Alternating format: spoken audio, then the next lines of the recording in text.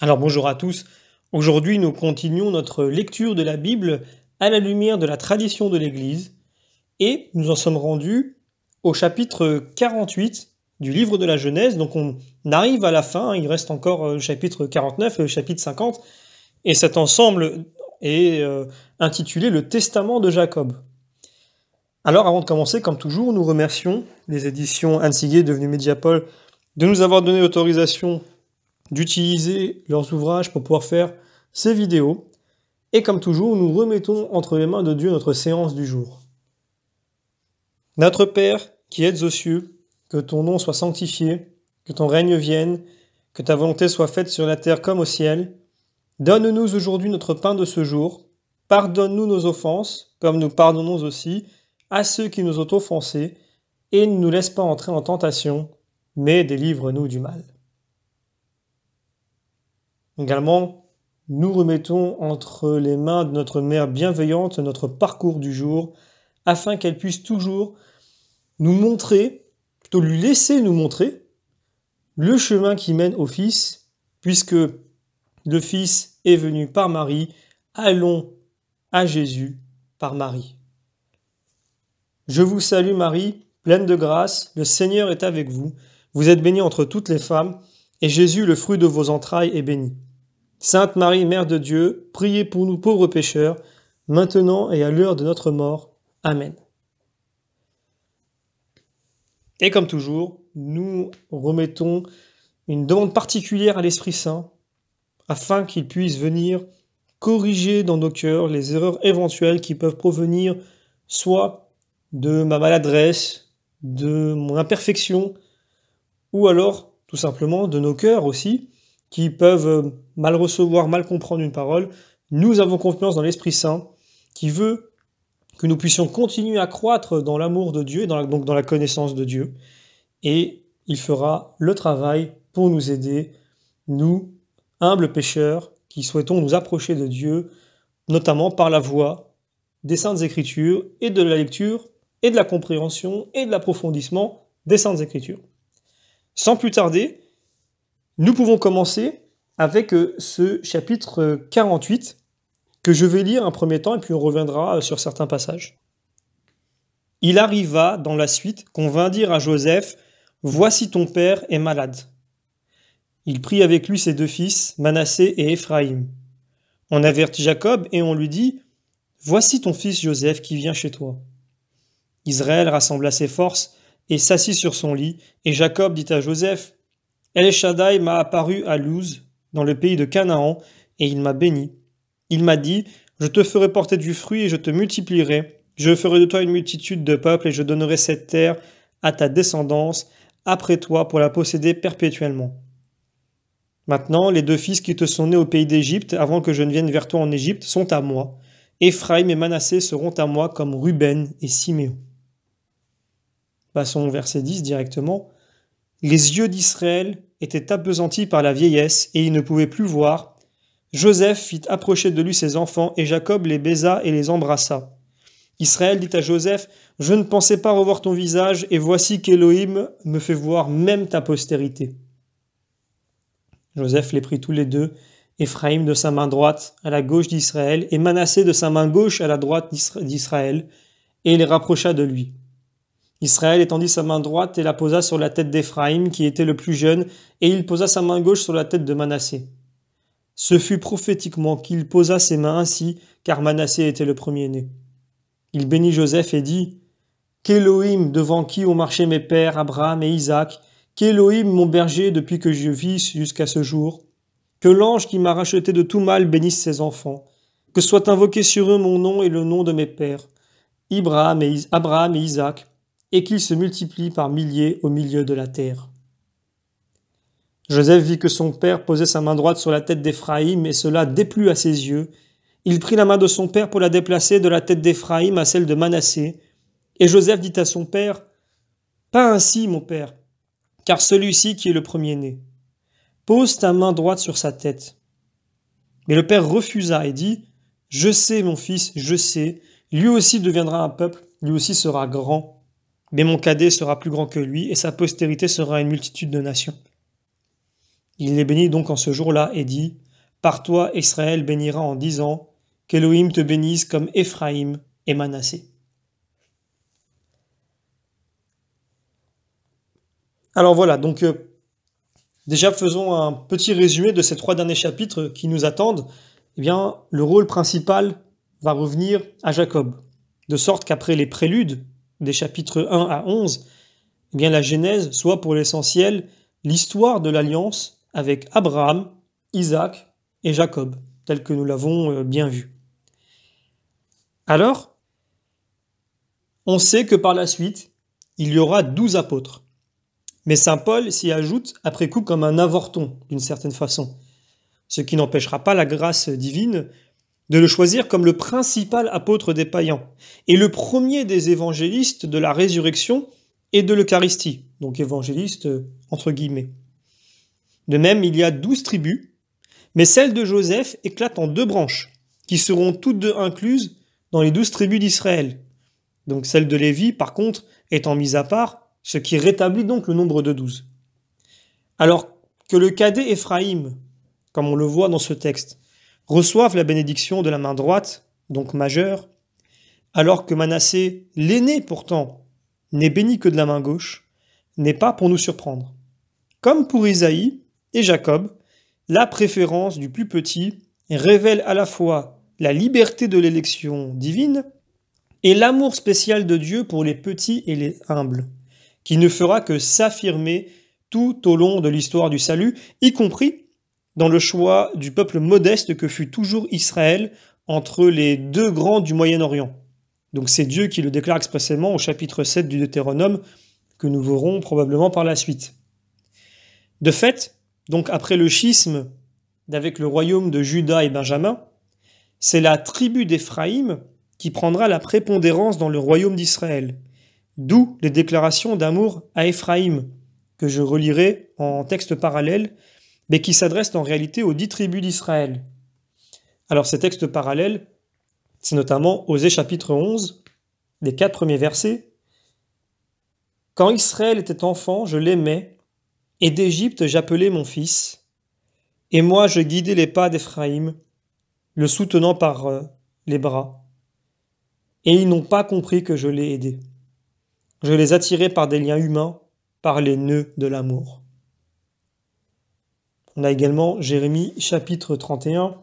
« En pleurs ils reviennent, dans les supplications je les ramène, je les conduirai au torrent des eaux, par une route droite ils ne buteront pas, car je suis pour Israël un père, Éphraïm, c'est mon premier-né. Je l'entends bien, Éphraïm qui se lamente. Tu m'as corrigé, comme un taurillon rebelle. Fais-moi revenir, je reviendrai, car tu es Yahvé mon Dieu. Converti, je me repentirai. Instruit, je me frapperai la cuisse. Honteux, je rougirai. Je paierai les péchés de ma jeunesse. Éphraïm est-il donc pour moi un fils chéri, un enfant préféré? Quand je parle de lui, son souvenir est là, toujours. Pour lui, mes entrailles frémissent. J'aurai pitié de lui. » Oracle de Yahvé. Voilà, donc on sait aussi que de surcroît, Dieu pratique la bonne mesure du 13 à la douzaine, si on peut dire les choses ainsi, parmi ses élus. C'est une image de la surabondance de sa miséricorde.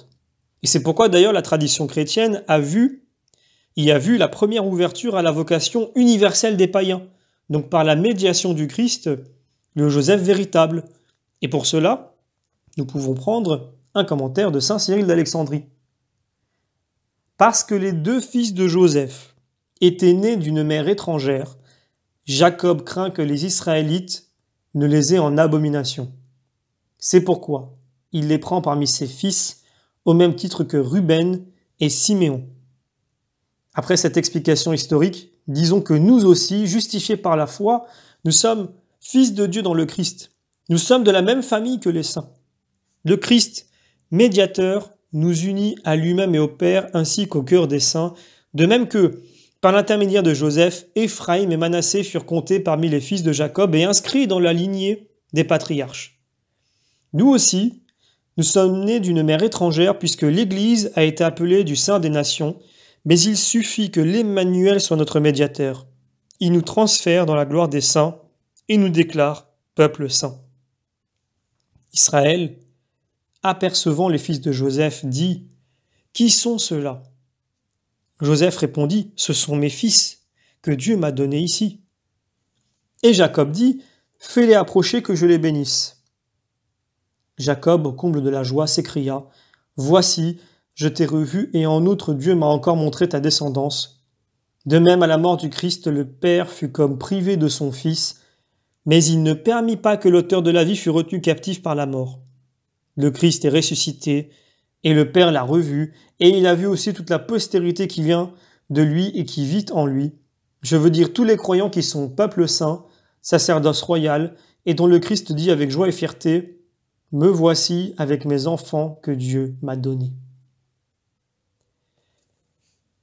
Alors voilà, c'est dans cet esprit, l'esprit de ce commentaire de saint Cyril d'Alexandrie, et donc l'esprit aussi de ce texte que nous donnons, un texte parallèle, notamment Éphésiens chapitre 2, verset 19.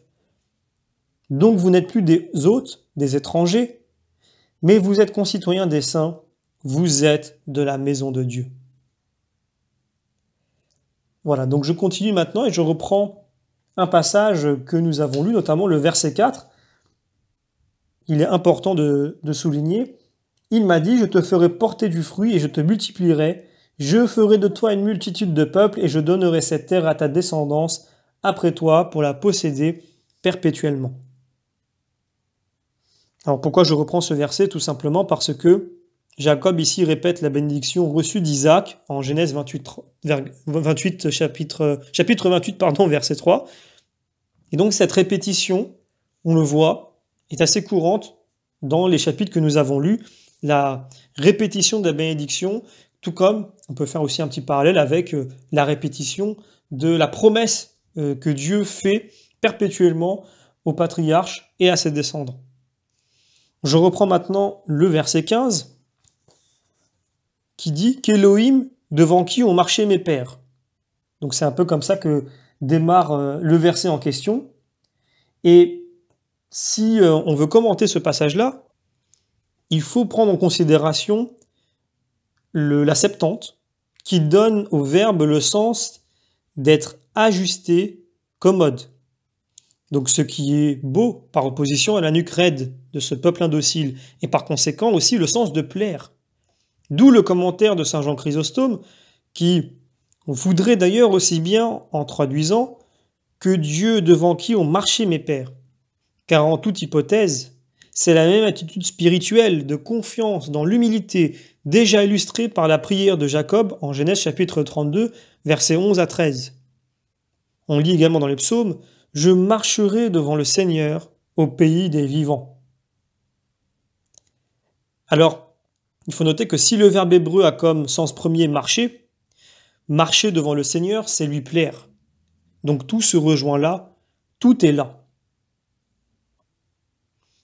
Je vais prendre le commentaire de saint Jean Chrysostome, mais avant, prenons deux textes parallèles, notamment Psaume 80. « Pasteur d'Israël, veille sur nous. Toi qui conduis Joseph comme ta brebis, toi qui trônes sur les kéroubim, apparais devant Éphraïm, Benjamin et Manassé. Réveille ta puissance, viens et sauve-nous. Dieu Sabaoth, fais-nous revenir, que brille ta face et nous serons sauvés. » Et également Hébreux chapitre 11. Parfois, Jacob, sur le point de mourir, bénit chacun des fils de Joseph et se prosterna, appuyé sur son bâton. Et donc nous terminerons avec un commentaire de saint Jean Chrysostome. Donc c'est son homélie sur la Genèse, la 66e, où il dit ceci. « Jacob avait la vue affaiblie par l'âge, mais les yeux de l'esprit étaient clairvoyants. Par la foi, il apercevait l'avenir. Que le Dieu à qui ont plu mes pères pouvons-nous lire. Ne passez pas trop vite sur ces mots. Voyez la modestie de Jacob, voyez quelle âme religieuse. Il ne dit pas « j'ai plu à Dieu ». Il dit « Dieu à qui ont plu mes pères, Dieu qui me conduit depuis ma jeunesse, l'ange qui m'a délivré de tous les maux.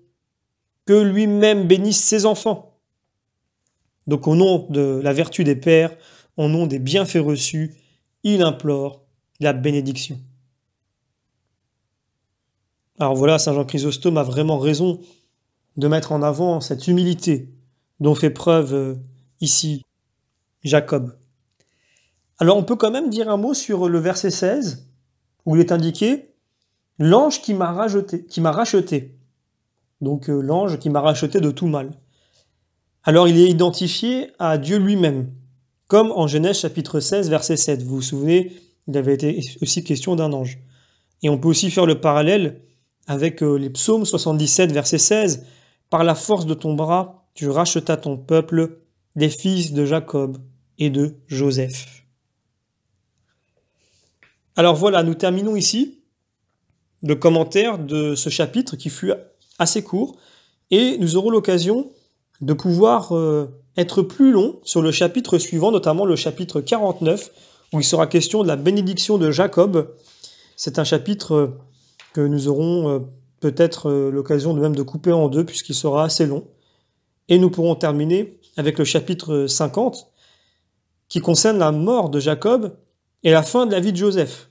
Et après ça, nous pourrons passer au livre de l'Exode. Je vous donne d'ores et déjà rendez-vous pour notre prochaine vidéo et vous remercie de votre fidélité.